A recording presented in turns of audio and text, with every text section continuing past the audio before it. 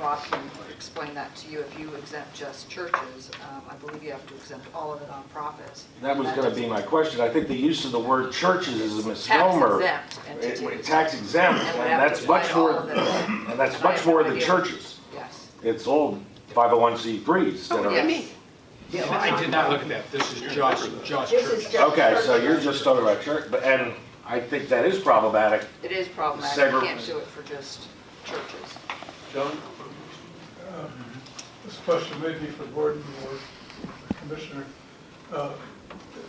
If a home is homesteaded and gets a $50,000 exemption, pays no ad valorem taxes because of the value of the home, don't they still pay the MSBU? Yes, sir. MSTU? So if Or that went to an MSBU, they would not pay Right. on the ad valorem, they wouldn't have any taxable value, John, so they would be. No, but if you went back to an ad valorem tax for roads, did away with MSBUs, then those properties would pay no tax. That's exactly right. Any idea what the effect of that might be? Dollar-wise? I've already ran the scenario for Lemon Bay. Yeah. We're bringing that back to the commissioners in February. And yeah, there's a very large shift. About 25% of the population wouldn't pay anything in Lemon Bay. That's just Lemon Bay. If you have seawalls and, canals in some areas, is that an MSBU or an MSPU?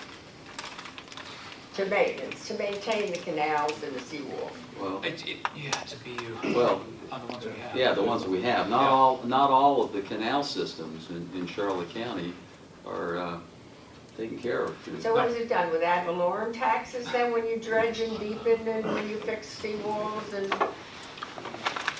In MSBU, currently, been here 6 years. Currently, the way it's done is if there's an area where there is a need for dredging, and it's typically coming from a request from the citizens, we create an MSBU by their consent, and then charge and then allocate the cost of the dredging back out to citizens. That's the way it's happening right now. I can't speak for how it happens. Steve, that's how they initiated Harbor Heights, I believe, correct? Yeah. And the citizens maintain their own seawalls or their own riprap, or they maintain that themselves? Okay, thanks. A non-ad valorem, is that the taxing unit?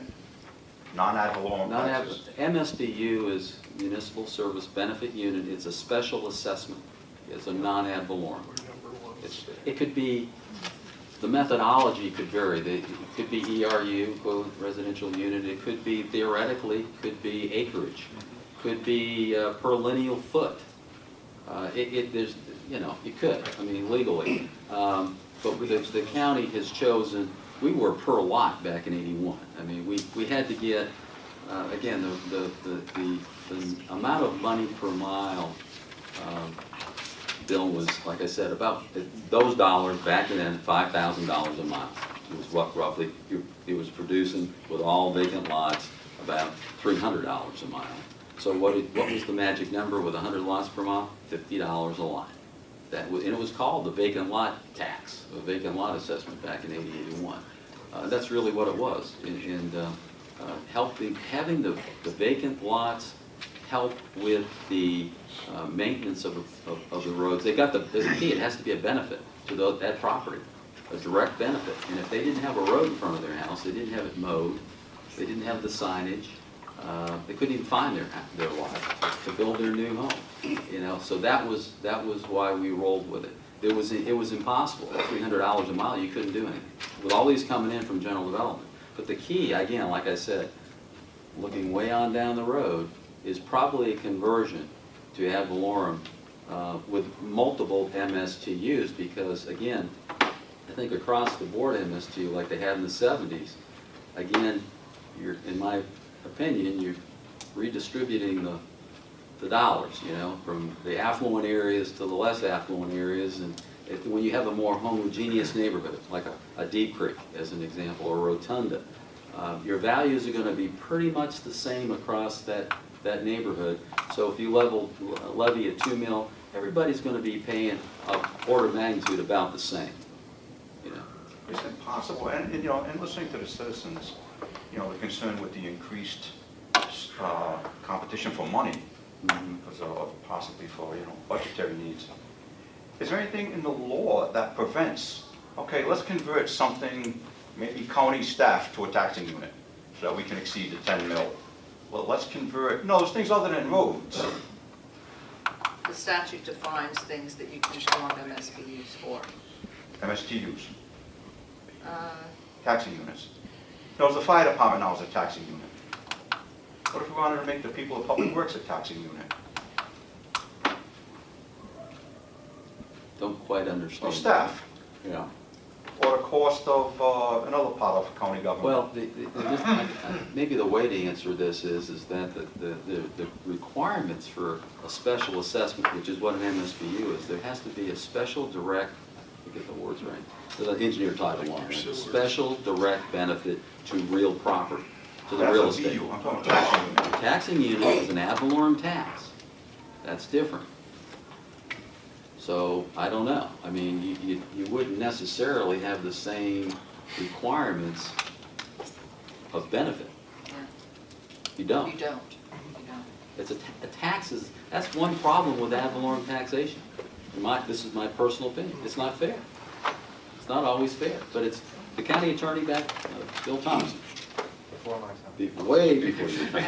The county attorney, at the time we formed all this, said, you know, Ken, you know, because I had a little problem with it, because I said, you take $1 million house on Minnesota Key with a 2-car garage. Tell me he creates more impact than a 2-car garage in Deep Creek, right? No, but he's going to pay a heck of a lot more ad valorem tax. Is that fair? Or is it better to do an MSBU where he pays $100, the other guy pays $100? That's the argument of any type of taxation. The families with no kids in schools. All I'm saying They're is, paying half of their taxes. but as he, well as the department. as Attorney Thompson said, ad valorem taxation knows the price you pay for living in a civilized society. Right. And that was formed by the Romans. I guess they might have been the first to come up with it. And that's what we live with. I mean, the shift to the benefit units was really just a attempt to get the vacant lot owners to pay their proportionate share of the cost of maintaining a road. Because of their benefit. Right, because they didn't have the taxable value, so if you applied the same millage to my house versus the, you know, the vacant lot next door, it's just not gonna generate, so the Well, that's what BU Gordon was saying. If Yeah. you applied that, you know, what you would need in Lemon Bay, it wasn't Lemon Bay that you did? If you apply the millage rate that would be required to provide the equivalent number of dollars to do the road program they need, the guys who live there are gonna pay the homeowners are gonna pay Right. astronomical. So the BU was just an attempt to, with all our vacant lots, to bring them in and have them pay their proportionate share. Jim? Yeah, I was just gonna say, I'm in an MSBU, Southburn Stores. The key to the MSBU's operating well is your advisory committee. Yes, sir. And if you have a good advisory committee, then your MSB will run right. We have a good advisory Yes, you committee. do. And I'll give you an example. A few years ago, we had a levy of $174 per ERU. Okay, the project got paid off early. It dropped our ERUs to $13.56. Well, what we did, we kept it at $50. You know why? Because we knew we had to build up a fund to take care of the paving our roads, which was coming up. And a lot of these MSBU's don't do that, and then what you really need in MSBU advisory committees are accountants and ex-auditors like me, because that's what you gotta have. And we go into those work orders, and we look at what Public Works bills us, and we tear them apart. And we want to know how many hours are in a work order and why is it costing us that. And that's important. And if you do it, if you're an active MSBU advisory committee, you know, it isn't just showing up and doing nothing. You got to get yourself right into that. And that's the only way they're going to be successful. And so far, we've had a good success with that. And we have 2,069 lots in Burnstone Lakes. That's now our MSBU. We were once joint with Pirate Harbor.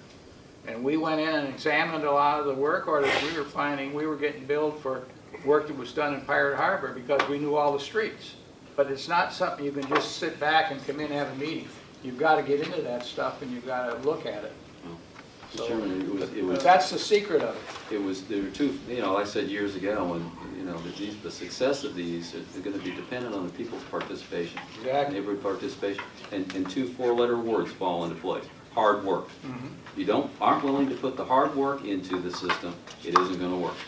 But it gives the people the opportunity, like you and your group down there, if you're willing to get involved, you're willing to work hard, you can see your money staying in your neighborhood, and you can have a say in your work programs, in your services.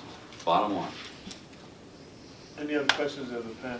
I'd like to make a comment. Sure. Gordon, I think the group knows now why I pressed for you to come and make your presentation.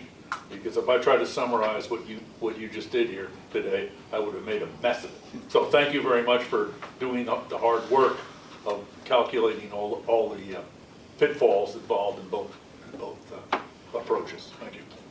Yes. I might have one thing that was brought up about the concept of a referendum for MSBUs and MSTUs. I would simply ask that your attorney look at that. Again, engineer looking at law, but when I read chapter 125.01 of the Florida statutes, I believe it speaks to that, and I believe it speaks to the fact that the power to establish MSBUs and MSTUs is given to the governing body, period, by the legislature. And I think it actually has a statement in there that it shall not be subject to a referendum. So if you read 125.01, very careful, that's just my suggestion to y'all. I don't think it lines up with state law. But that's for the attorneys to weigh out and to advise you I accordingly. mean, the proposal doesn't line up with That's state right, law. that's right. Yeah, because Do you agree? Florida's, yes, I do. Florida statute 125.01 subpart Q and R both speak to the issue about sunsetting or referendums. And the language is that the BCC has the power to create, purge, or abolish MSBUs, MSTUs, and I think it's R that says, and no referendum shall be required. Yeah, the actual language is, there shall be no referendum required for the levy by a county of an ad valorem taxes, both for county purposes and providing municipal services within a municipal service taxing unit. Shall not. So I would defer to Rob to advise you, Yeah. but Well, I just my wanted to bring that advice to is, y'all's I don't attention. You need to believe read that. you Yeah. can by charter usurp the board's power that they have statutorily been given. But Jeanette, would that also pertain to inserting language for periodic review? No, I don't think It so. would not, I don't think so. because that's what the commission is doing now, is a periodic review, but it's overdue. It hasn't been done regularly, from what I understand. You could put in language, I think, about doing a periodic review, just like you do the fiscal Serve and policies. debt policies. Yes. Those policies, but I would say we do that on an annual basis. You do. Yes, every year at budget time, not only you have the public hearings at the budget for the ones that, for newly created MSBUs or where territory is being added or where it's going over the maximum allowable rate. All of those require public hearings, so definitely you hear it then. But also in the budget process and the resolutions that go before the board, it has the rates for all of the MSBUs, the ones that don't require public hearing. So it's all there and the board gets all of the backup data. Now the public may not be aware of all of the backup data that's there, but it is reviewed annually. Do you do sunsetting at that time also, to those that are no longer needed or wanted? We could, but as we were doing the process that we're going through now, I think that's where we're starting to say, let's come up with when is this one going to be. That's part of the process that we're going through right now, that we may be recommending that we separate out the capital and the maintenance maybe more definitively, and then talking about which ones and when we're going to, when the program is over, when the purpose has been served, that we should sunset those. Thank you. Frank? No, I was just going to thank the three staff members for coming. It was very informative. Thank you. Thank you, Commissioner and Jeanette. Thank you very much. Thank you.